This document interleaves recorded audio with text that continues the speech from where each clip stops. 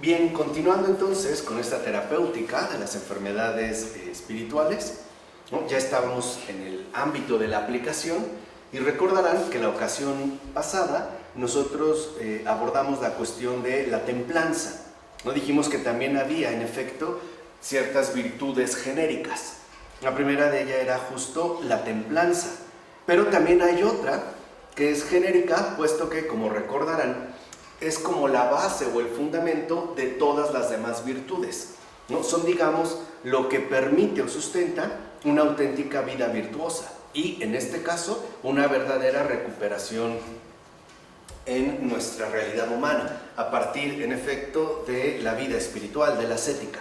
Bueno, entonces, de la templanza, que sería, digamos, la primera de estas tres, de hecho son tres virtudes genéricas, pasaríamos el día de hoy a la valentía, que de hecho es la segunda, ¿no? Irían de manera conjunta, pero hoy toca el turno a la valentía.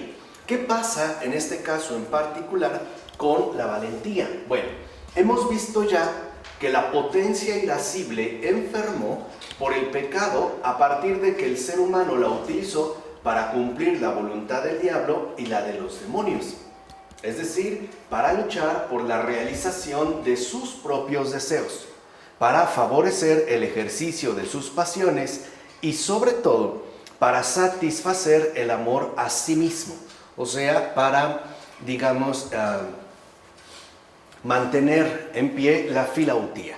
Entonces, cuando hablamos de los pecados y de los trastornos que habían generado en cada una de nuestras respectivas partes del alma, ¿no? La potencia irascible, en efecto, vemos como que trastoca la cuestión de esta voluntad y ahora va a poner, digamos, su irascibilidad al servicio de la realización de sus propios deseos, que en efecto va de la mano de este favorecimiento en el ejercicio de las pasiones y sobre todo para alcanzar o mantener siempre la satisfacción del amor a sí mismo, ¿no? De la filautía, al grado de que, por ejemplo, cuando uno de nuestros deseos no se cumplen, nos podemos incluso molestar o enojar, o considerar que es el prójimo el causante de todas mis desdichas. Entonces mi ira, ¿no? Digamos, en pocas palabras, se dirige ahora contra el prójimo, e incluso puede ser que se dirija contra Dios, ¿no? Podría, digamos, darse el caso. Y ahí lo que vemos, pues, es nuestra situación humanamente caída,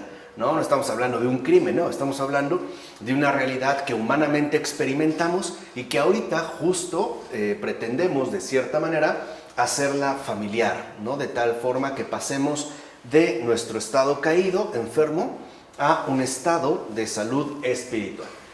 Pues bien, lo primero que vemos entonces es que será luchando contra el mal bajo todas sus formas posibles, ¿no? Como el ser humano puede devolver su potencia irascible al uso que conviene según su naturaleza creada. Entonces aquí hay, digamos, dos aspectos que vale la pena destacar. Primero, esta potencia irascible se nos asignó en principio para un fin determinado. Y el fin es repudiar o rechazar el mal en cualquiera de sus respectivas formas. Y rechazarlo con enojo, o sea, con molestia. Es literalmente asumir una postura de firme rechazo ante el pecado. ¿Por qué? Y vale la pena destacarlo, y es el segundo rasgo, ¿no? Porque esto es lo que conviene a nuestra naturaleza creada. No olvidemos que al momento de ser creados los seres humanos, ya se ha producido, aunque no estrictamente en el tiempo, la caída de los ángeles, ¿vale? Entonces, cuando somos creados, el Señor nos crea también, digamos, atendiendo a esa situación que de manera directa no nos compete, pero para la cual necesitamos estar bien equipados. ¿Se entiende? Entonces, también la potencia irascible, en efecto, se nos da para que nosotros no nos volviéramos cómplices de esa malicia ya expresada. O sea, en este caso, de la aparición de Satán, ¿no? El ángel caído, ya en tanto ser caído, y los respectivos demonios. Entonces, esto es parte también de nuestra respectiva naturaleza. Ahora, no debemos olvidar que es justo con este objetivo, o sea, la lucha contra el mal bajo todas sus formas. Ya un poquito más adelante veremos cómo en efecto estamos en lucha, y aparte es una lucha permanente y hay que aprender cómo canalizar todas las fuerzas con las que Dios nos dotó en relación con esta particular lucha que Dios nos ha dotado de la potencia irascible, ¿vale? Entonces, esto es fundamental porque a veces pudiera parecer que la irascibilidad, o sea, la potencia irascible, nuestra capacidad humana de sano enojo o de recta indignación, resulta como inaceptable o inapropiada. Pero esto tiene ante todo un contexto sobre todo cultural. Por ejemplo, recordemos, como vimos con Taylor, ¿no?, que a partir del auge del puritanismo se busca que una sociedad civilizada sea casi sinónimo de una sociedad pacificada. O sea, cualquier expresión de violencia se va a relacionar de inmediato con una postura no civilizada, con una especie de salvajismo inaceptable para la altura que ha alcanzado la sociedad moderna. Esto es por una parte, al grado de que hasta la fecha, por ejemplo, una manifestación ciertamente violenta nos resulta de alguna manera inaceptable, ¿no? O sea, a partir del auge que adquiere el puritanismo, la violencia va a ser asociada con salvajismo, o sea, con un estado precario de civilidad. Por el contrario, una postura pacífica pues, va a ser considerado como un logro de civilización.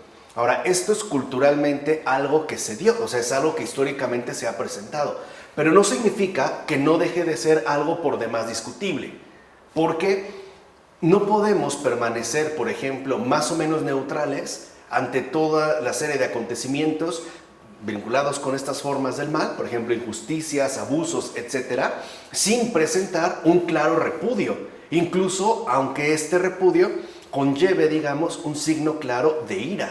O sea, no nos pueden quitar, humanamente hablando, una sana indignación o la capacidad humana de protestar ante el mal bajo todas sus formas, aun cuando esto expresara una determinada violencia, ¿no? Esto es por una parte, y más reciente, porque también gracias a ello hemos llegado a considerar que el pacifismo es como una forma lograda de conquista cultural, ¿no? O sea, como que mientras más avanzados somos en el desarrollo de la civilización, como que más tendríamos que tender a una postura ciertamente pacifista.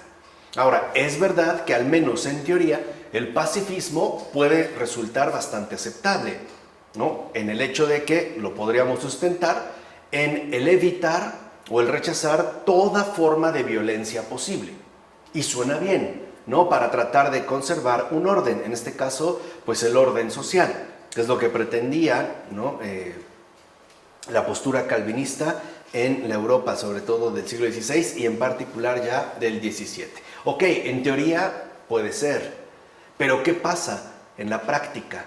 O sea, es una teoría que no se puede sostener. Por ejemplo, si yo voy en la calle caminando y llevo a mis hijas y alguien pasa y les da una fuertísima patada en la espalda, yo no puedo mantenerme, ¿no?, en un pacifismo teóricamente establecido. Tengo por lo menos que reaccionar ante esa acción, o sea, no lo puedo dejar pasar. O sea, esto es algo importante que a veces no tomamos en cuenta. ¿Por qué? Porque tal parece que la modernidad, en efecto, es como muy rica en posicionamientos teóricos.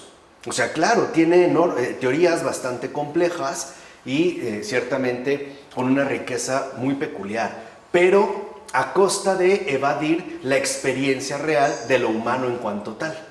O sea, como que nos desligamos, pues, de la experiencia real en tanto acontecer humano, ¿no? Hay como un desfase.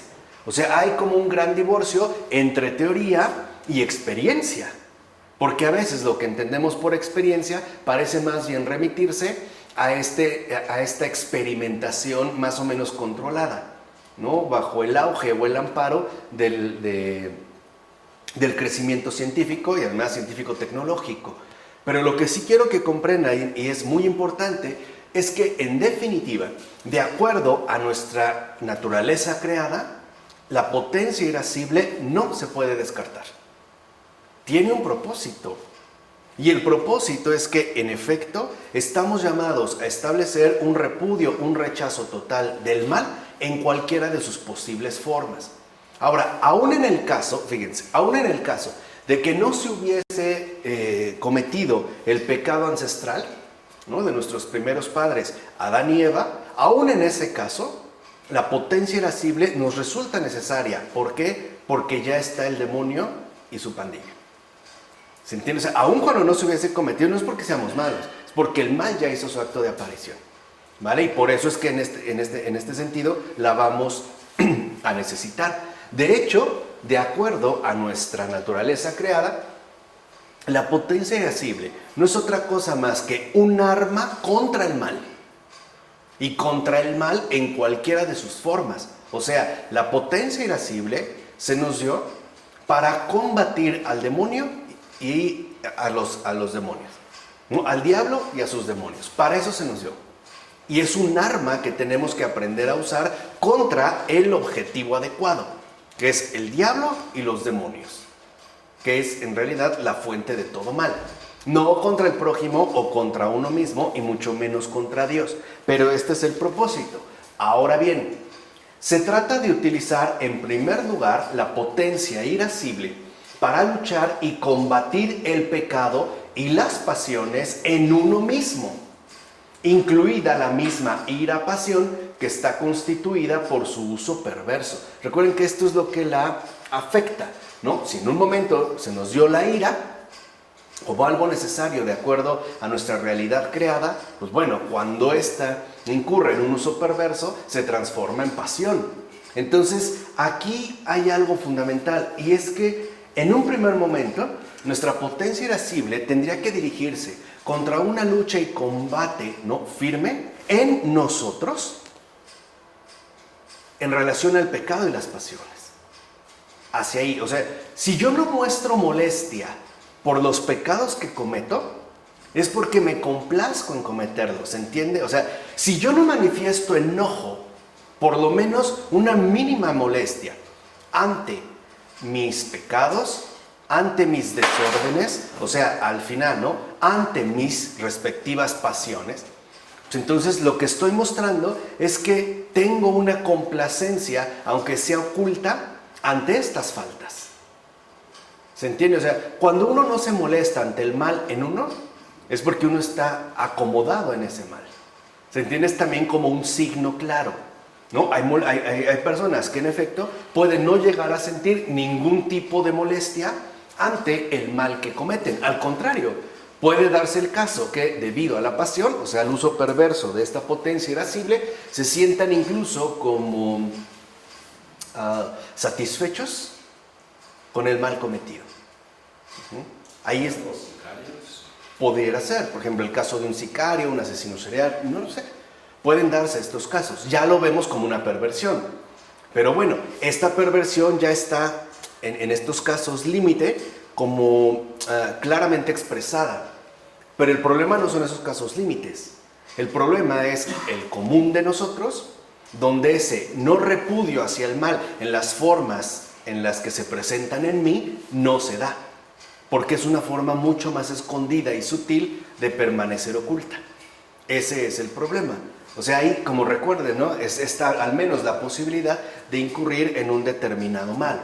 Entonces hay que entender, pues, que si en efecto la potencia irascible se nos dio como un arma eficaz contra el mal en cualquiera de sus modalidades, este mal, en primer lugar, debe ser combatido en mi persona. ¿Vale? O sea, aquí creo que vale la pena mencionar o citar a Chesterton.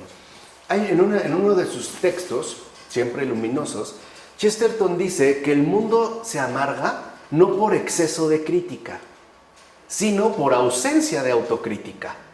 Y creo que, como suele ocurrir con Chesterton, tiene toda la razón.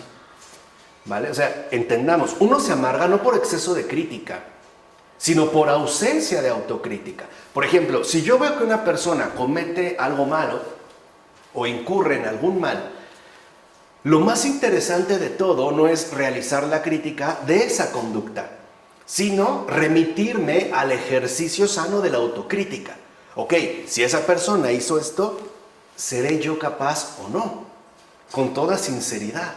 Esto nos permite neutralizar, por ejemplo, el hecho de suponer que todos están mal menos uno.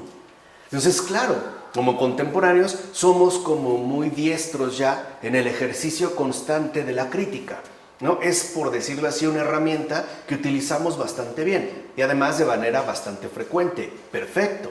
Pero no dejemos de lado también la autocrítica, que es como el contrapeso para no incurrir en esta ceguera. Sobre todo, una ceguera que no nos permite darnos cuenta de que la primera fase de este combate va a ser en uno. No va a ser a los demás. Por ejemplo, si a mí me molesta mucho que mi madre grita, pues lo importante es que yo no grite como mi madre. ¿Se entiende? O sea, no se trata de que ella deje de gritar para que yo no me enoje. Se trata de que en efecto yo no incurra en una cierta irritación por el comportamiento que ella está llevando a cabo. Lo puedo criticar, sí, entiéndase. O sea, tampoco hay que hacerse tonto o parecer como un ciego ingenuo, ¿no? No, lo puedo criticar, puedo señalar el comportamiento indebido de alguien, pero siempre acompañado a su vez de la autocrítica. Esto nos permite otra vez no caer en desproporciones, pues al final inaceptables, ¿no? Por ejemplo, quizá, sí, mi mamá grita mucho, pero hay veces en las que yo también grito. Y eso nos permite como suavizar, ¿no? La aspereza de la desproporción. No sé si se entiende un poco la idea que quiero expresar. Por eso es tan fundamental que entendamos pues que la primera fase del combate contra el mal es en uno. Es ahí hacia donde debe dirigirse. Como escribe San Juan Casiano. Dice San Juan Casiano: comprendemos que hasta la excitación de la ira puede sernos muy saludable para que, enfadándonos con nuestros vicios y nuestros extravíos, nos apliquemos más y con mayor ahínco a las virtudes y a los ejercicios espirituales. Ahí se ve esta relación, ¿no?, que he querido expresar de otra manera. Dice, es saludable enfadarse pues, con nuestros pecados, con mis desórdenes, con mis faltas. Vamos, es muy sano sentirse molesto con el mal que hay en mí. Porque al sentir esta molestia, quiere decir que lo estoy reconociendo como algo extraño a mi propia naturaleza. Lo cual es el inicio para su posterior o paulatina expulsión. Recuerden que, ¿no?, el proceso fundamental de la conversión interior es expulsar el mal y hacer el bien. Ahora, yo no puedo expulsar algo que no repudio. O sea, no puedo, ¿no?, apartar de mí algo con lo que quizá de un modo u otro pues estoy de acuerdo. Esa es la complicidad, ¿no? Por eso creo que el Papa Francisco, antes de ser nombrado sucesor de Pedro, como el cardenal Bergoglio, escribe un librito que yo creo que sí tendría que ser como una lectura obligatoria para todo católico contemporáneo, que se llama precisamente Pecado y Complicidad, si mal no recuerdo. Es un texto breve. Él escribe breve, aparentemente simple, pero con una hondura de significación fundamental. Pecado, pero es algo de pecado, es un texto pequeño. Si no, después les doy bien la referencia. Pero ahí justo lo que aprendí a darme cuenta, ¿no?, es el hecho de que él destaca que a veces nos podemos ir de inmediato hacia la evidencia pues, innegable del pecado. Pero lo que él justamente quiere señalar es que esto al parecer nos ha distraído de aquello que previamente está funcionando como su respectiva ejecución, y es la complicidad. Entonces él habla de que en efecto podemos hablar del pecado, pero no estamos hablando de igual manera de la complicidad, porque la complicidad no es más que el consentimiento más o menos secreto del mal en nosotros. Nos volvemos cómplices. Es como él lo que ha llevado o ha dado un paso más en esa línea al mencionar que no podemos callar ante todo lo que ocurre. O sea, si yo no denuncio, por ejemplo, una injusticia, pues me estoy haciendo cómplice de esa injusticia. ¿En qué sentido? No en el sentido de que yo participe directamente de esa ejecución, en el sentido de que por lo menos estoy dispuesto a que algo así ocurra, ¿no? O sea, soy cómplice porque quizá en el fondo estoy de acuerdo en que eso suceda. No es un texto pequeño, entonces yo creo que ahí es justo el ámbito en el cual los padres quieren que nos pongamos, o en el que pongamos atención, y por eso va a escribir San Ezequiel de Batios: enfureceos contra vosotros mismos, no contra los demás. ¿No? Pasado igual los siglos, pasado mucho tiempo, o sea, en el transcurrir de la tradición, llegará un momento también el que alguien como San Anselmo, mucho posterior a los padres que aquí estamos estudiando, de los que estamos tratando de alimentarnos, dirá: hay que ser severos con uno mismo e indulgentes con los demás. Una enseñanza que, llegado el momento, un San Francisco de Asís, de Sales, también va a ser suya, ¿no? Hay que ser indulgentes con los demás y severos con uno mismo. Es esto, o sea, es darnos cuenta de que aquello que más importa dentro de este combate es el rechazo del mal en mi persona. Ahora bien, esta doble lucha, pues es una lucha contra las pasiones y contra las malas tendencias en el alma, toma también la forma de una lucha interior contra los pensamientos inspirados por los demonios, que es otra fase que a veces no solemos tener en cuenta. O sea, por una parte, en efecto, podemos hablarnos de estas tendencias desordenadas o, digamos, no aceptables en el alma, y que ya se pueden ver reflejadas de manera evidente en tanto pasiones, pero también hay que reconocer que esta lucha interior apela a ese combate directo contra toda inspiración diabólica. Por ejemplo, a lo mejor puede ser que el demonio, los demonios en general, el mal espíritu, nos sugiera un cierto pensamiento. Si nosotros no reaccionamos con molestia, es porque lo estamos consintiendo, y ahí es donde entra la complicidad. Tal vez no realice el acto que dicho pensamiento sugiere, pero de entrada lo estoy, digamos, asumiendo como algo aceptable. O sea, en pocas palabras, se trataría del combate también contra las tentaciones.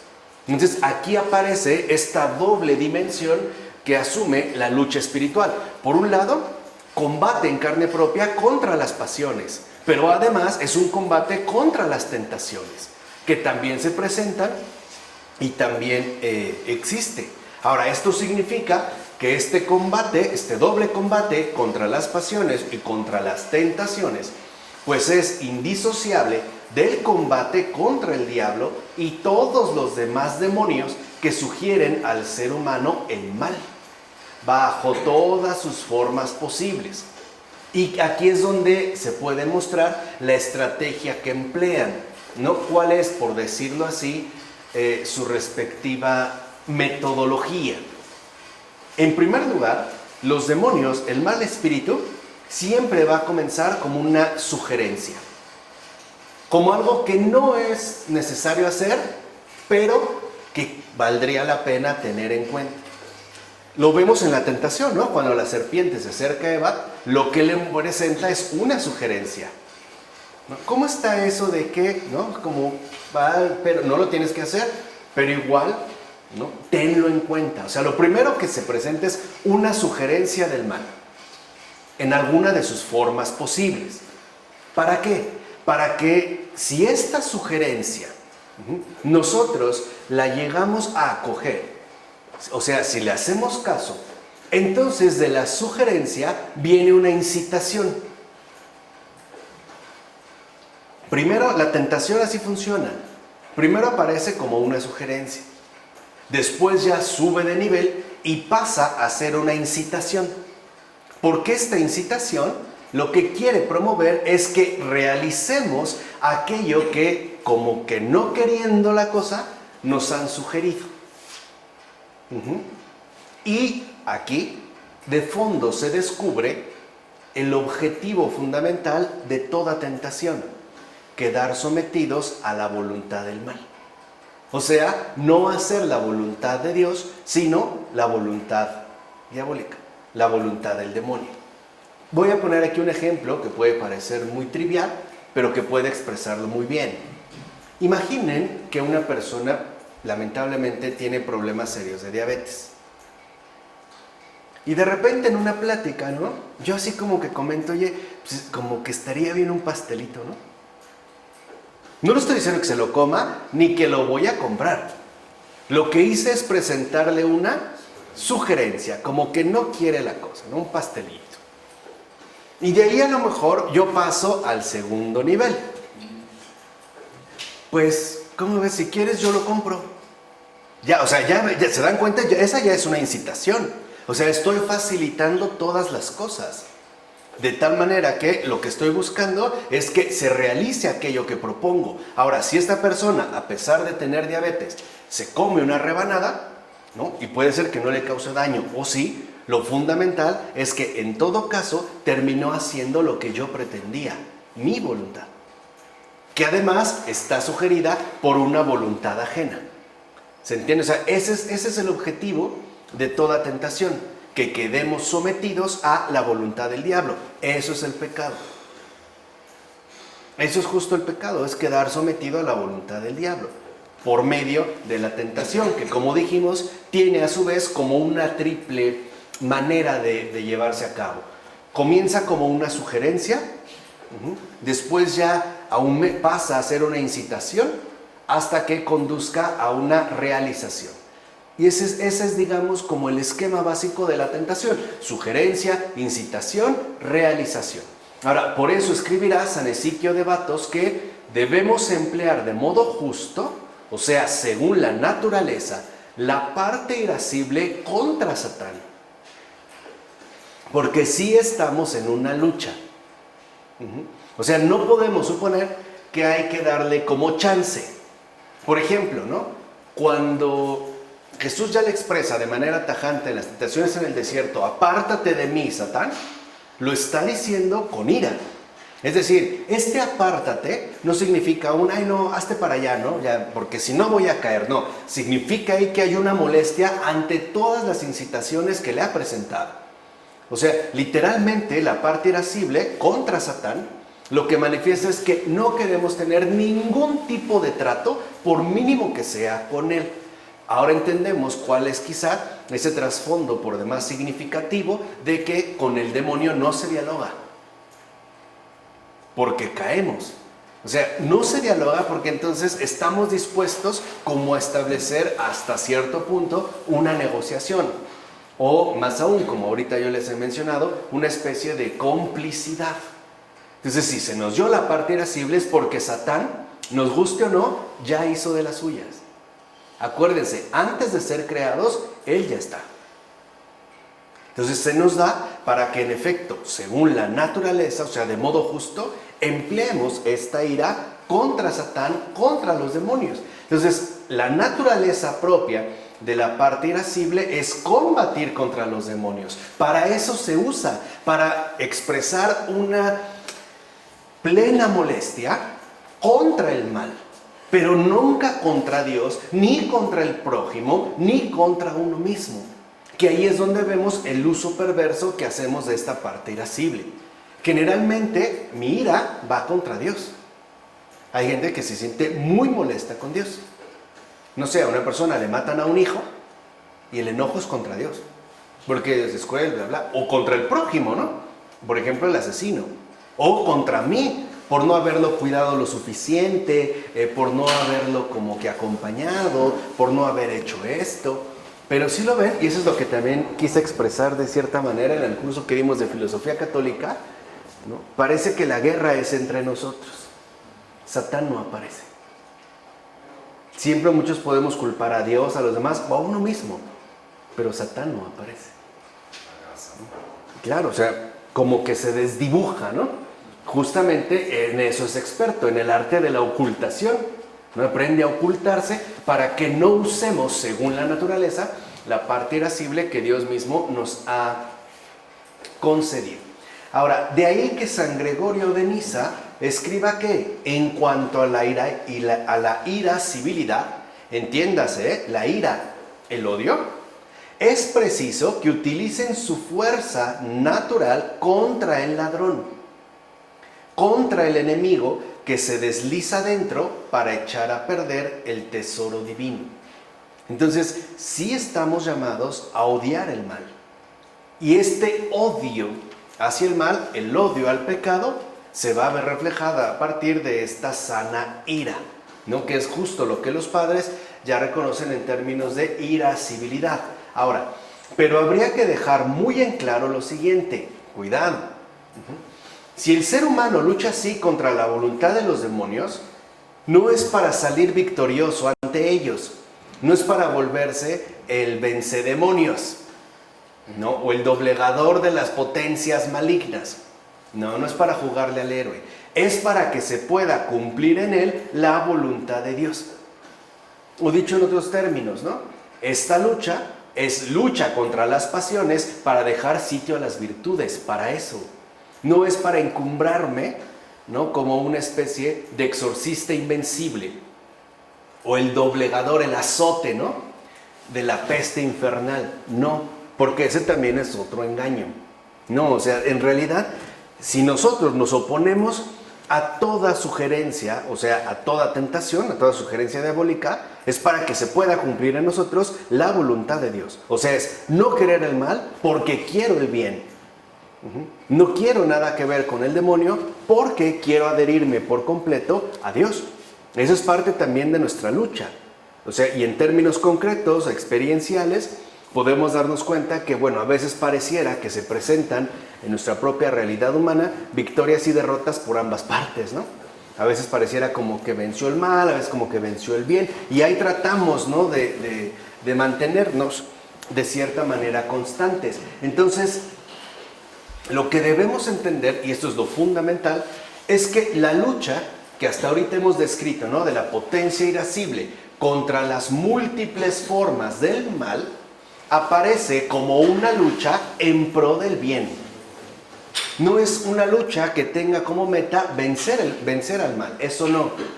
O sea, es ciertamente un requisito que no podemos pasar por alto, pero no es para sentirse victorioso sino que consistiría en una lucha en pro del bien. O sea, si nosotros luchamos contra el mal, es por el bien, es para no omitir el bien. Por eso dijimos, de hecho, la vida interior, o sea, la vida espiritual, está incompleta cuando nosotros no realizamos este doble movimiento. O sea, de nada me sirve a mí rechazar el mal si no practico el bien. Está trunca. Y a su vez, yo no puedo decir que practico el bien si previamente no he rechazado el mal. Porque ahí sí me parece que uno puede encontrar ciertas trampas. Por ejemplo, hay quienes están como que obsesionados con el demonio, ¿no? Lo ven en todas partes y lo quieren vencer a toda costa. Pero claro, lo logran, o bueno, más o menos. Pero se olvidan de que eso no es el objetivo. O sea, en pocas palabras, pareciera que toda su lucha es contra el mal y no le dedica nada de esfuerzo a practicar el bien. Y ahí es justo donde uno podría incurrir en una imprudencia. Ahora bien, luchar por la virtud es antes que otra cosa, pues luchar por adquirirla. Dijimos, ya está ahí, ¿no? No es algo que nos viene del exterior, sino adquirirla quiere decir encarnarla, planificarla, hacerla vida propia en uno mismo. Eso significa, ¿no? Entonces la potencia irascible aparece aquí como un motor de la vida espiritual, o bien como una fuerza que dirige al alma entera hacia Dios. Esa es su función, como el motor de un auto. No sé si han visto esos autos modificados que hasta llamas lanzan por detrás, ¿no? Para mostrar su potencia. Lo mismo pasa en el caso de la ira. Es más, sí podemos llegar a sentir hasta un cierto ardor. No sé si alguna vez se han enojado, probablemente de manera desordenada, pero hasta sentimos como una temperatura, ¿no? Que sube desde el estómago y nos da como una fuerza inmensa, ¿no? Que hasta nos podemos llegar a considerar capaces de destrozar al que tengo enfrente. Y que lamentablemente no es un demonio, ¿no? Es otro ser humano, una condición, pero se siente pues como este ímpetu. Por eso San Basilio escribe lo siguiente, dice San Basilio: si hacéis buen uso de la ira y os servís de ella según las reglas de la razón, ella se convertirá en fuerza. O sea que la ira no es como renuncia a mi propia capacidad racional, sino que al contrario, es la ira la que tiene que estar guiada por las reglas de la razón. De otra manera, esta ira entonces se vuelve en efecto en una expresión irracional. Alguien por enojo pierde la cabeza. Lo que estamos diciendo es que si alguien en un determinado momento de enojo pierde la cabeza, pues es que cometió una tontería, ¿no? Al final de cuentas, pues hizo algo indebido. No, aquí hay que usar de la ira según las reglas de la razón. Y entonces se convertirá en esta fuerza que por naturaleza nos ha sido concedida. Ahora, es en este punto. Pero también es cierto que dicha lucha por la virtud implica luchar por conservarla. Entonces la virtud requiere lucha por adquisición y lucha por conservación. También no solo se trata de que, ¿no?, la virtud emerja o se haga experiencia en mí, ¿no?, se encarne, se manifieste, sino también que la pueda conservar. Y en su uso sano, la potencia irascible lucha para que los bienes espirituales recibidos de Dios no sean arrebatados por el diablo y los demonios, o sea, por el enemigo. También, una vez que luchamos porque crezca, pues también hay que luchar porque no se nos arranque. En este sentido, aconseja San Máximo lo siguiente y de manera clara: que la potencia de la agresividad luche para conservar a Dios. O sea, también tenemos que luchar para que todas las gracias que Dios nos concede no nos sean arrebatadas. Y mucho menos que nos sean fácilmente arrebatadas. No sé si les ha tocado que de repente te sientes como hasta muy inflamado en una celebración litúrgica y al salir te das cuenta de que ya caíste, ¿no? Y dices, ay, acabo de salir de misa, ya... Bueno, o una de dos. O realmente no te abriste a la gracia que se te ofreció, o te descuidaste y te la arrancaron rápido. ¿Se acuerdan de la parábola de las semillas, ¿no?, que dice el Señor? Los que caen en suelo pedregoso, se le quitan, o los que caen en un suelo profundo. Entonces, debemos entender que esta lucha espiritual que nos permite realizar la parte irascible del alma, también es lucha porque esta virtud, ¿no?, crezca en nosotros, ya está ahí, pero también por conservarla, de tal manera que no nos sea arrebatada. Ahora, de hecho, hay que subrayar que la ira, o sea, el uso virtuoso de la parte irascible, y esto significa ira en su sano ejercicio, es el uso virtuoso de la parte irascible, sirve justamente para llevar a cabo lo que San Pablo llama el buen combate, y que los padres denominan irascibilidad sabia o ira justa. Cuando, por ejemplo, en los padres encontramos que hablan de irascibilidad sabia o de ira justa, o incluso, ¿no?, remitiéndose a San Pablo, mencionan el buen combate, de lo que están hablando es del uso virtuoso de la parte irascible. Por el contrario, cuando hablan de la ira-pasión, están hablando del uso defectuoso, antinatural, de la parte irascible. Ahora, por supuesto, esta agresividad, en tanto uso virtuoso de la parte irascible, del buen combate, se caracteriza por ser una ira exenta de pecado. Fíjense, y esto a lo mejor les digo, ¿no?, por los condicionamientos culturales que hemos venido adoptando ya desde hace un buen tiempo, nos puede parecer como extraño, pero en efecto, esta agresividad del buen combate, esta ira, este uso virtuoso de la parte irascible, tiene una característica, y es que se trata de una ira exenta de pecado. O sea que entonces, ¿puedo enojarme sin cometer pecado? Sí. De hecho, es la que evoca el salmista cuando dice, en el Salmo 4, versículo 5, encolerizaos, pero no pequéis. De eso está hablando. O sea, está hablando de este buen combate. O bien, la que evoca, refiriéndose a los enemigos espirituales, este salmista al decir, en el Salmo 138, versículo 22, los he odiado con un odio perfecto. O sea que sí hay un odio perfecto. Y es un odio perfecto, en primer lugar, porque está exento de pecado. Y dos, porque remite al uso virtuoso de la parte irascible. O sea que el odio perfecto es aquel que se ejerce contra Satán y los demonios. Nada más. Si la parte irascible, la ira, que ya ahorita hemos definido, yo la aplico o la dirijo a algo que no sean los demonios, entonces ya no es perfecta. Porque en primer lugar ya no se dirige a su objetivo, es como errar el tiro. Una cosa es dar en el centro de la diana y otra cosa es dar disparos a lo tonto. No podemos decir que tendrían, por así decirlo, como un valor igual por ser disparos. No, hay que aprender a dar en el blanco. Entonces vemos que se trata en efecto de una ira exenta de turbación apasionada. Ahí está la clave.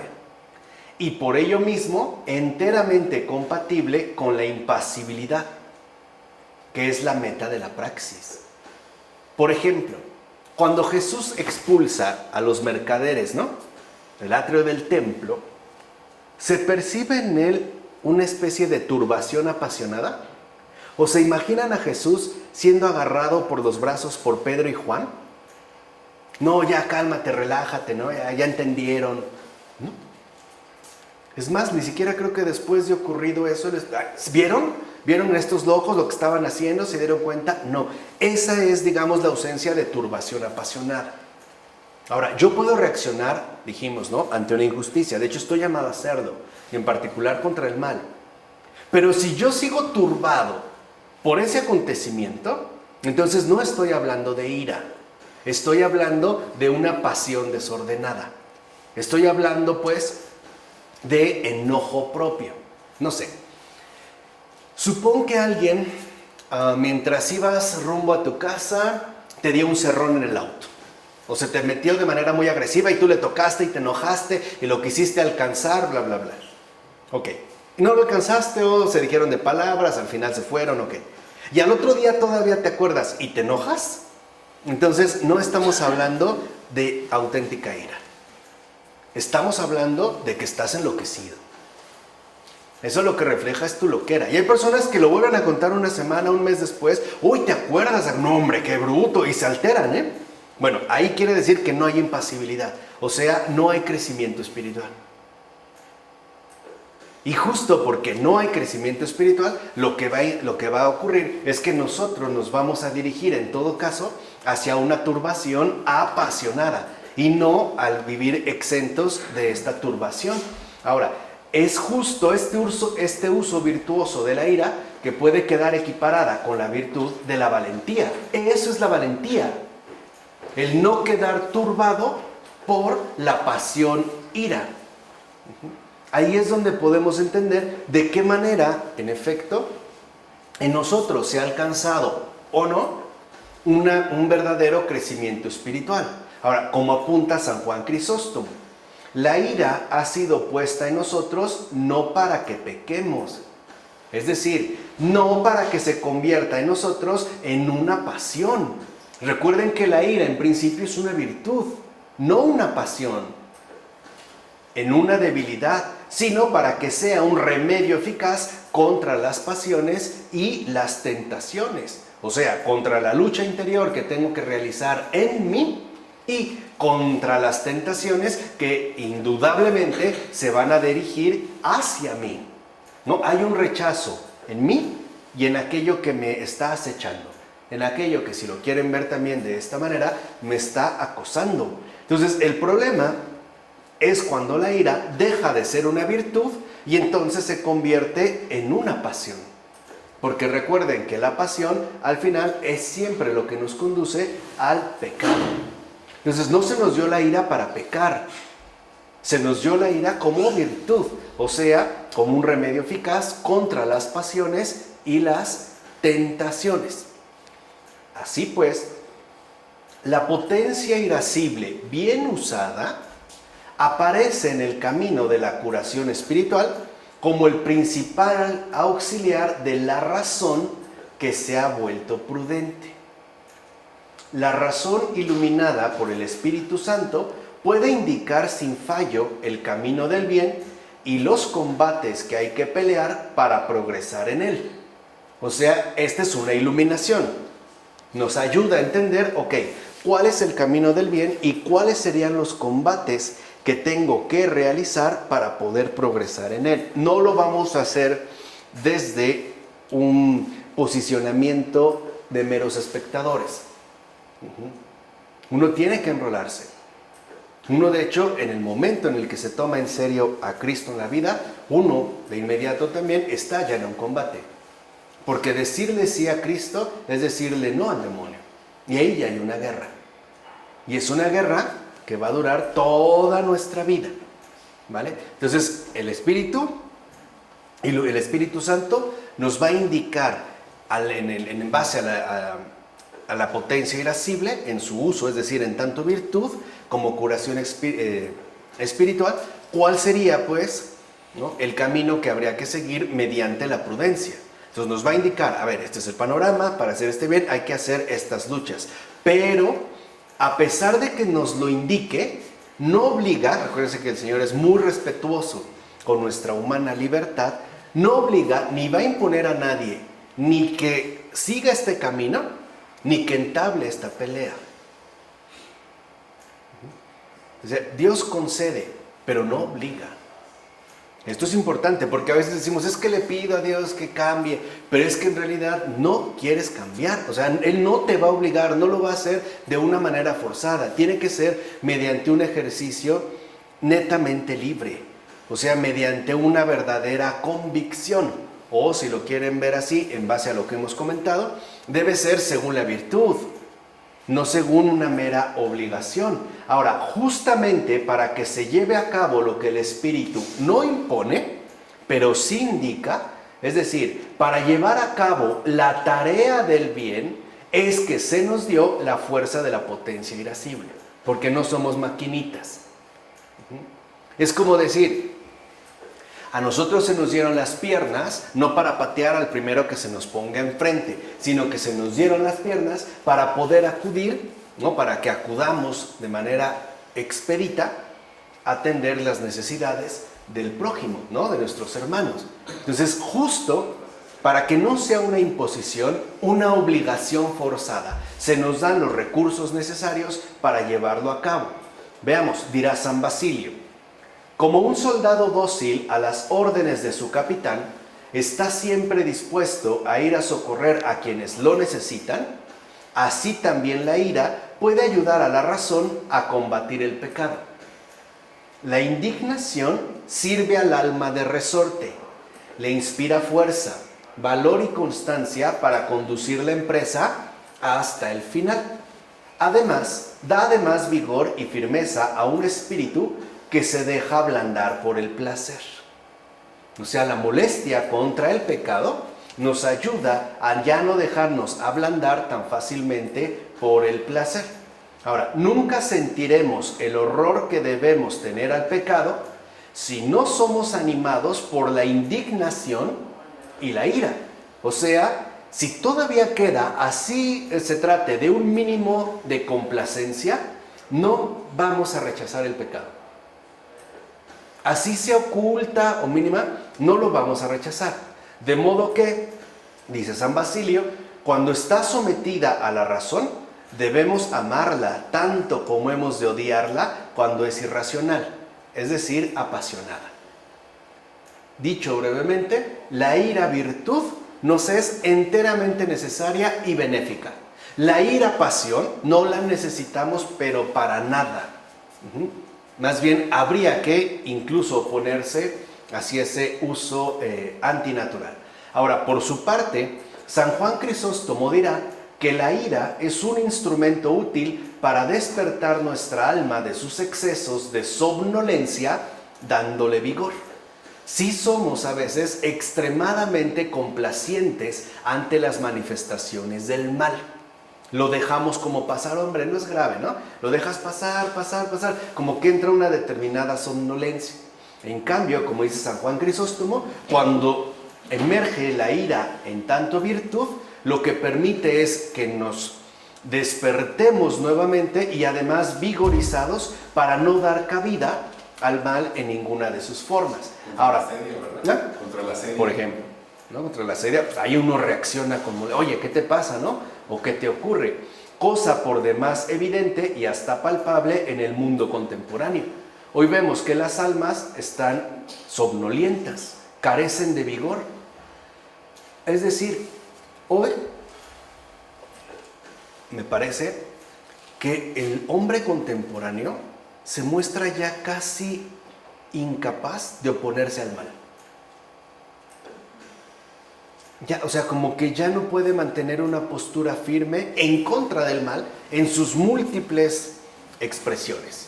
Como que hoy es más fácil dejarlo pasar, no darle relevancia e incluso asumir una especie como de indiferencia, ¿no?, ante lo que ocurre.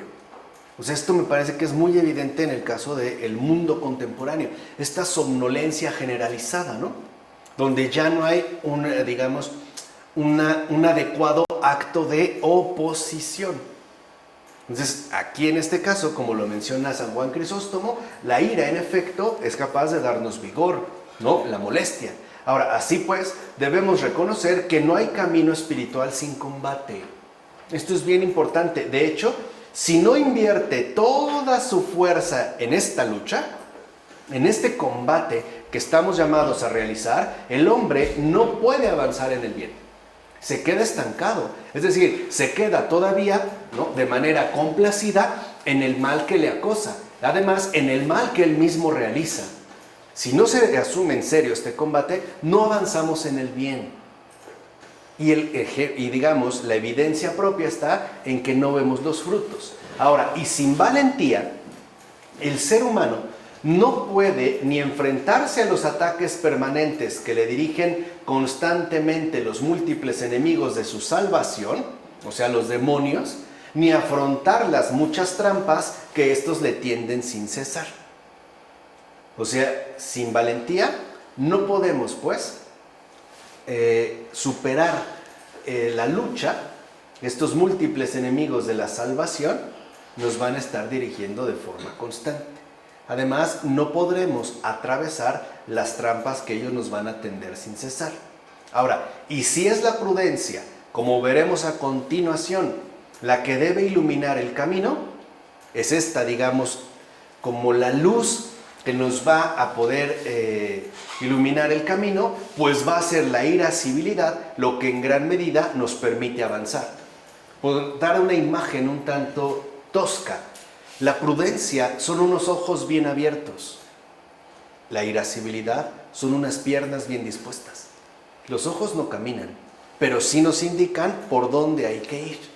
Eso es aquí lo que se va a realizar. Entonces vean, ya vimos dos de las tres virtudes genéricas: la templanza, la valentía, y nos queda la prudencia, que es justo a la que damos pie en este momento.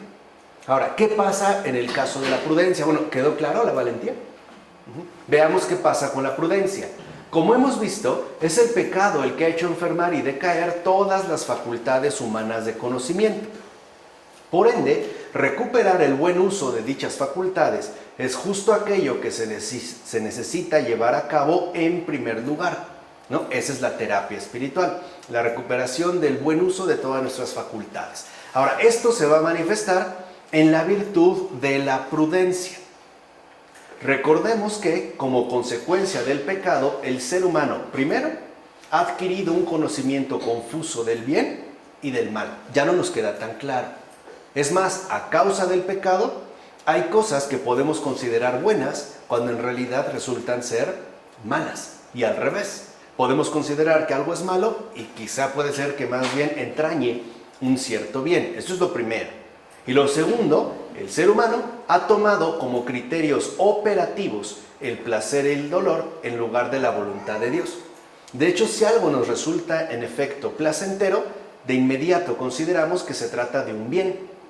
Y por el contrario, si algo consideramos y asumimos que es doloroso, de inmediato lo asumimos como un mal.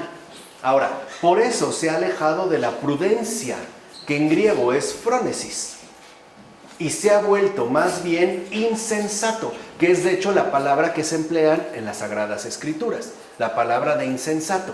¿No recuerden en la parábola que dice Jesús, esta persona que ha logrado una enorme cosecha y decide, ¿no?, derrumbar sus graneros, hacer otros más grandes para ponerse a disfrutar? El Señor le responde: insensato, no sabes que hoy has de morir. Bueno, es afrón.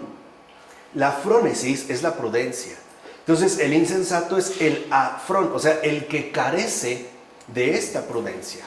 Hoy nosotros en castellano le podemos decir es el imprudente. pero es el que carece en efecto ya de esta virtud y que además, ¿no?, al volverse insensato, lo ha hecho al punto de estar en riesgo de caer en un estado de locura, que es, digamos, lo que aquí se quiere manifestar con el término insensato. Ahora bien, si quiere avanzar, o si alguien quiere avanzar por la vía de la conversión espiritual, que ya dijimos, consiste en apartarse del mal y hacer el bien, debe ser de nuevo capaz de distinguirlos con toda claridad sin equivocarse. Eso es lo que nos va a brindar la virtud de la prudencia, la capacidad de distinguir sin equivocaciones el bien y el mal. Por ende, la primera función de la prudencia, es decir, en su nivel más básico, así el más sencillo, el más elemental, consiste en poder distinguir el bien, el mal y lo que no es ni lo uno ni lo otro. Porque también hay casos en los que algo no es ni bien ni mal. Entonces la prudencia nos va a ayudar a poder realizar esta triple distinción. Poder distinguir el bien, el mal y lo que no es ni lo uno ni lo otro. Esto es en su nivel más elemental. Y en un nivel superior, o sea, ya en un nivel mucho espiritualmente más avanzado, la prudencia consiste en adquirir la capacidad de distinguir claramente, sobre todo entre las manifestaciones de la vida interior, o sea, ya no tanto en lo que acontece de modo exterior, sino en la vida interior, lo que viene de Dios o de sus ángeles, o sea, lo que viene del buen espíritu y lo que procede del diablo y de los demonios, o sea, lo que no viene de Dios, que de hecho es algo que, por ejemplo, San Ignacio de Loyola, ¿no?, buscó transmitir al resto de los seres humanos, lo que hoy a grandes rasgos llamamos discernimiento. Pero a veces pensamos que el discernimiento es aplicable para todo. No, el discernimiento no es más que una prudencia espiritualmente desarrollada. Eso es el discernimiento. Es prudencia espiritualmente desarrollada, porque ya no solo nos permite distinguir el bien, el mal y lo que no es ni lo uno ni lo otro, sino que además nos permite también captar las manifestaciones sutiles que se pueden vivir en la vida interior, o sea, ya en la vida espiritual, las cuales estarán a final de cuentas como motivadas o por Dios y sus ángeles, o bien por el diablo y los demonios. Esto es ya en un nivel, digamos, elevado de prudencia. Así pues, en efecto, la prudencia en su nivel superior corresponde con el discernimiento de espíritus, del que habla el apóstol San Pablo en la primera carta a los Corintios, capítulo 12, versículo 10. Entonces, la prudencia ya en su nivel superior, o sea, en su nivel espiritualmente maduro, no es otra cosa más que el discernimiento de espíritus, del que habla San Pablo, y que San Ignacio detalla bastante bien.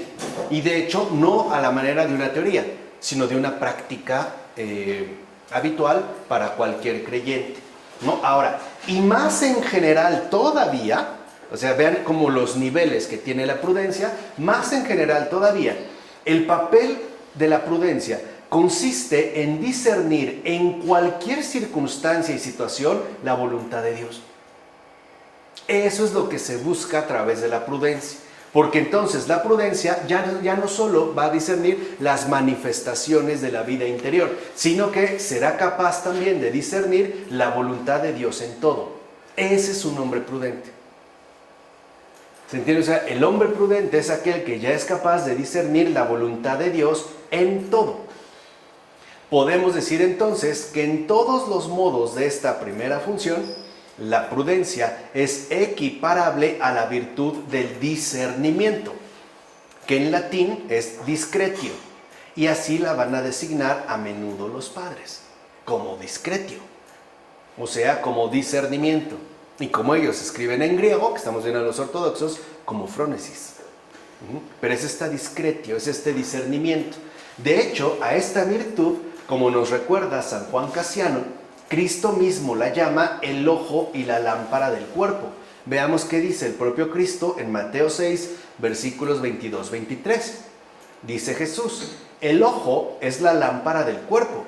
Si tu ojo está sano, todo tu cuerpo estará iluminado.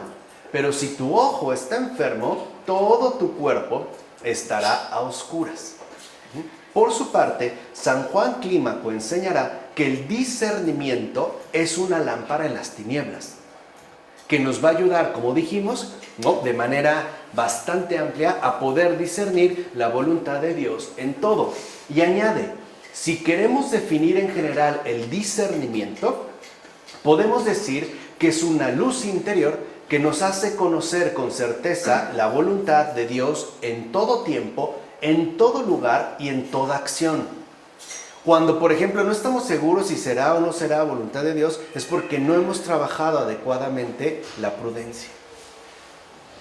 Vamos, por decirlo en términos más claros, es porque no nos hemos empeñado en dejar de ser imprudentes.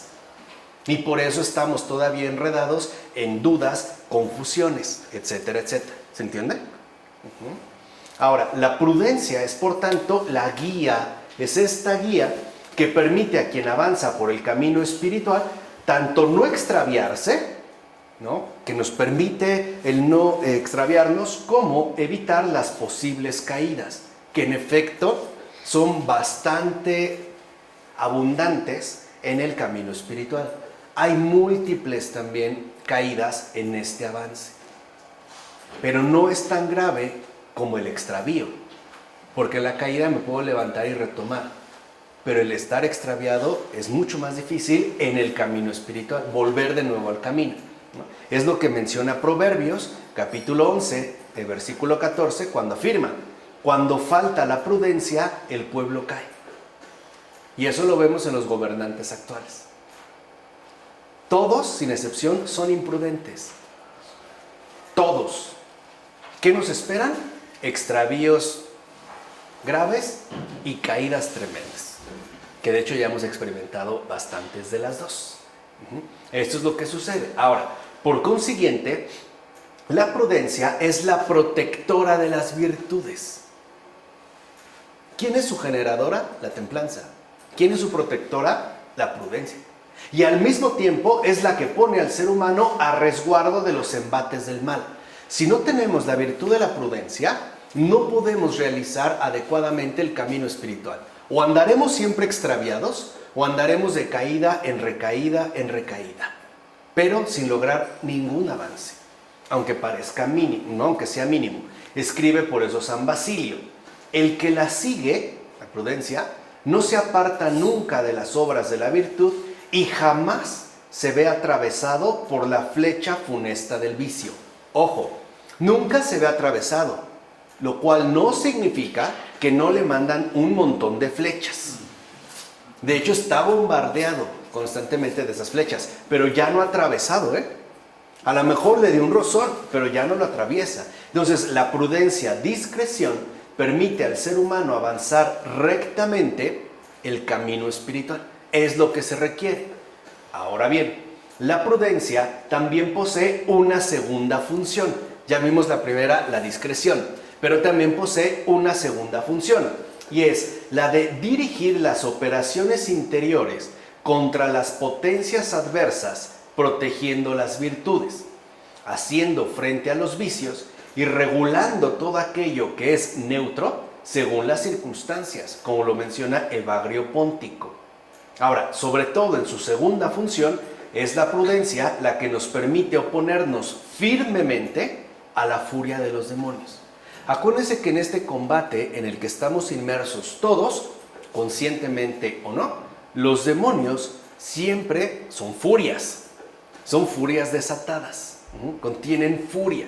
Bueno, en esta segunda función, ¿no?, esta dirección adecuada de las operaciones interiores, en efecto, lo que nos va a permitir la prudencia es llevar a cabo una oposición firme ante esta furia, que además vemos ya se ve respaldada por la ira, o sea, por la virtud de la ira. Ahora, la prudencia, y eso es lo que quiero que se pueda captar en este punto, aparece como el gran estratega del combate que el ser humano en la praxis se ve inevitablemente conducido a entablar contra el diablo y los demonios. Es el gran estratega.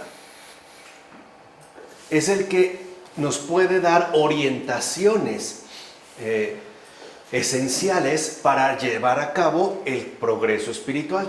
De hecho, debemos señalar que Cristo mismo recomienda armarse de prudencia al evocar las dificultades del recorrido espiritual debidas a los demonios. Ahí Cristo es explícito, ¿no? Como lo menciona en Mateo 10:16. Dice Jesús: os envío como ovejas en medio de lobos. Fíjense, nos dice, los envío como ovejas y aguas con los lobos. No, en medio de lobos. Ahora, ¿qué significa estar en medio? Pues estar completamente rodeado. No hay manera de poderte salir de ese rodeo. Os envío como ovejas entre lobos. Es entre, ¿no? Rodeado, ¿no? Como ovejas, perdón, en medio de lobos. No entre algunos lobos, no, en medio. O sea que estamos totalmente rodeados. Estamos totalmente cercados. Y dice, sed pues prudentes como las serpientes. Recuerden que aquí, de entrada también, dentro de la praxis, es esta prudencia la que nos va a permitir a nosotros digamos, símil que antiguamente se mantenía con respecto a la serpiente. Porque la serpiente en muchas culturas, incluso en algunas religiones, es considerada un símbolo claro de sabiduría. Acuérdense lo que vimos con Fabrice Ayas. ¿Por qué el demonio toma la forma de una serpiente? ¿Por qué no se presenta en su aspecto tal? Pues porque es repulsivo. ¿Por qué toma la figura de serpiente? Pues porque la serpiente es considerada un animal sabio y ¿qué? Sobre todo ¿qué? Astuto, prudente. Es lo que dice Jesús, sed prudentes, como las serpientes. Por eso cuando el demonio se le manifiesta a Eva con forma de serpiente, Eva le responde. Porque al parecer está hablando con alguien ¿qué? Prudente, con alguien sabio. Por eso es que había tomado esta forma. Y aquí ya lo vemos como Jesús lo evoca de manera clara. Así pues, en esta segunda función de la prudencia, se logra discernir también los modos particulares de los ataques demoníacos, que nunca son los mismos para cada uno de nosotros. De hecho, estos modos particulares de los ataques demoníacos son muy complejos y muy variados y dependerán de nuestra situación personal.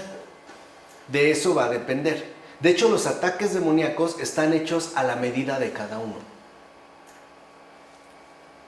Los tienen bien estudiados. Hay como un plan de ataque hecho a medida. O sea, diseñan pues la tentación según nuestra realidad personal. Y por tanto, es justo a través de esta segunda función que se logran desbaratar sus artimañas al tener conocimiento cierto de la voluntad de Dios, que es de hecho lo único que nos indica el verdadero bien. Entonces vemos cómo no solo se rechazan, sino que también se desbaratan las tentaciones.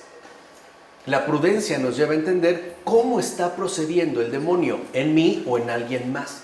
Y por lo tanto, uno puede usar esta segunda función de la prudencia, no solo para discernir los ataques, sino para desbaratarlos, en base justamente a la voluntad de Dios.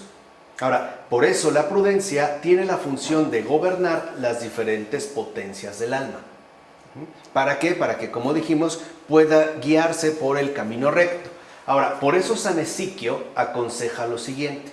Dice San Ezequiel: con sabiduría y ciencia establezcamos a la razón por encima de las otras dos partes del alma, la potencia irascible y la potencia de desear, para que las determine, las advierta, las reprenda y las gobierne como un rey manda a sus servidores.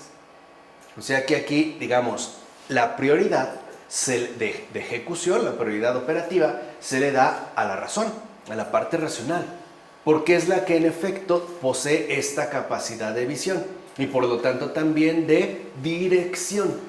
Cuando estamos en una situación compleja y alguien nos invita a pensar bien, lo que nos está diciendo es esto: establece la razón por encima de las otras dos partes de tu alma.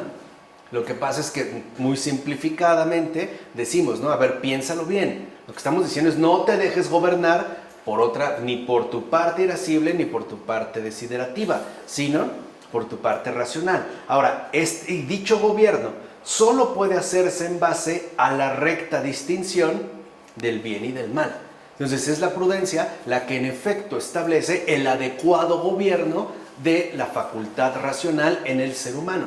Ahora, podemos comprender ahora por qué San Juan Cassiano considera que la prudencia, discreción, es la madre y guardiana de todas las virtudes, y el que San Juan Damasceno y San Isaac el Sirio vean asimismo en la prudencia la más grande de todas las virtudes. De hecho, yo también considero en base a lo expuesto que esta es la más grande.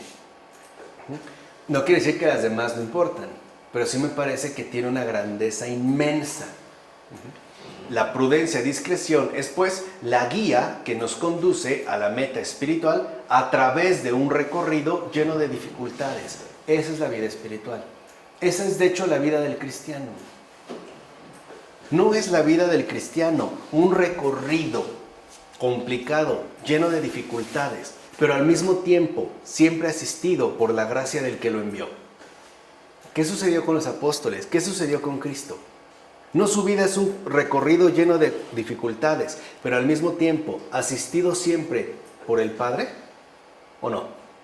¿Qué sucedió con los apóstoles? ¿Qué ha sucedido con los discípulos? ¿Qué sucede con los creyentes? Pareciera que siempre encontramos dificultad tras dificultad. Hay personas que lo experimentan dolorosamente y dicen, no, es que desde que me convertí parece que me fue mucho peor, ¿no? O nomás me fui a confesar y me fui a acercar a la iglesia y no, hombre, me enfermé, mi hijo no sé qué, mi esposa me dejó, o sea, como que surgieran dificultades. Pero también recordemos que siempre contamos con la asistencia de la gracia. Ahora, y dicha guía es además la que permite conformar toda nuestra vida según Dios. Y por tanto, que ésta se desarrolle según nuestra humana naturaleza sana y racional. Así pues, la prudencia es lo único que nos cura de la locura que trajo consigo el pecado. Es lo único, ¿eh? La virtud de la prudencia es lo único que nos va a curar de la locura que trajo consigo el pecado. Es más, prudencia y locura se oponen radicalmente. Y una ocupará el lugar de la otra según apartemos la razón de Dios o no. Si apartamos la razón de Dios, lo que queda es locura. Si adherimos la razón a Dios, lo que tenemos es prudencia. O hay una palabra más bonita que se llama cordura. Y el gran maestro de la cordura en estos tiempos es Chesterton. Por eso yo ya les dije hace tiempo y se los vuelvo a recordar. Gilbert Keith Chesterton es el gran antídoto que Dios nos dio para contrarrestar la locura moderna. Chesterton, si tiene un don, es el don de la cordura. De hecho, yo estoy seguro que Chesterton ha hecho milagros no necesariamente visibles, por ejemplo, curaciones palpables, pero sí muchas sanaciones en términos de prudencia, de cordura, o sea, de poder superar esta locura, de sanarse de esta locura. Y el signo más evidente de que hemos superado la locura y que hemos ingresado a la cordura, o sea, la prudencia, es el buen humor. Tal cual, ¿eh? Ahí yo nada más se los digo ahorita como de pasada, o sea, que se dediquen a meditar en ello, ¿no? Y que le pidamos al Señor como una gracia especial para estos tiempos y para el bien de todos, esa alegre ligereza de Chesterton, ese buen humor que es signo indudable del buen espíritu. Pero bueno, nomás como que de paso. Ok, ya para terminar, pues como dijera San Máximo el Confesor, el que no es insensato es prudente. O sea, el que no está loco es cuerdo, tiene cordura. Podemos decir, por tanto, con San Juan Clímaco, que la prudencia, discreción, cordura, juntitas, si ven es como su triple dimensión, prudencia, discreción, cordura, o sea, esta tercera virtud genérica, es aquello que constituye un camino de vuelta para los extraviados. Si no quieren hablar en términos del paso de la oscuridad a la luz, o de las tinieblas a la luz, o de la enfermedad a la salud, pues podemos hablar del paso de la locura a la cordura. Es un camino de vuelta para los extraviados. Eso es Chesterton. Y por eso no es casual que ya se encuentre en su proceso de beatificación, que a mí, repito, me encantaría verlo en los altares. Un hombre de un poco más de 1,90 y 120, 140 kilos, con su capa enorme, su sombrero de copa y su puro en la mano. De verdad, en serio, sería extraordinario. Porque sería imposible hacer de Chesterton un santo con cara de estampita, de los que ya denunciaba en su momento el padre Francisco. Ahí sería de verdad maravilloso, ¿no? Y ojalá hasta tuviera un buen tarro de cerveza en su mesa y su buen cigarrillo, ¿no? Como a él le gustaba fumar. Bueno, entonces un camino de vuelta que, como veremos a continuación, y eso es lo que dejaremos para la siguiente, no se realiza en solitario, ¿eh? Es algo que no podemos hacer a solas, sino que requiere estricta y necesariamente el acompañamiento de lo que llamamos Padre Espiritual. Por eso, la siguiente ocasión vamos a hablar de el papel terapéutico del Padre Espiritual, del guía espiritual, que hoy, por cierto, parece que abundan. Parece que estos son guías. Voy con mi guía espiritual, este es mi guía espiritual, ¿no? Mi maestro de yoga, fulano de tal, el que está en la angiología, el que habla con los espíritus, ¿no? El que hace cartas. Todos son guías. Ahora todo, ¿no? Parece que está como de moda ser guía. Bueno, vamos a ver realmente a dónde nos guían. Bueno, pero entonces dejaremos ya para después, una vez que hemos visto las 3 virtudes genéricas: templanza, valentía y prudencia, el papel terapéutico y por demás fundamental que juega el Padre Espiritual. En nombre del Padre, del Hijo, del Espíritu Santo. Amén.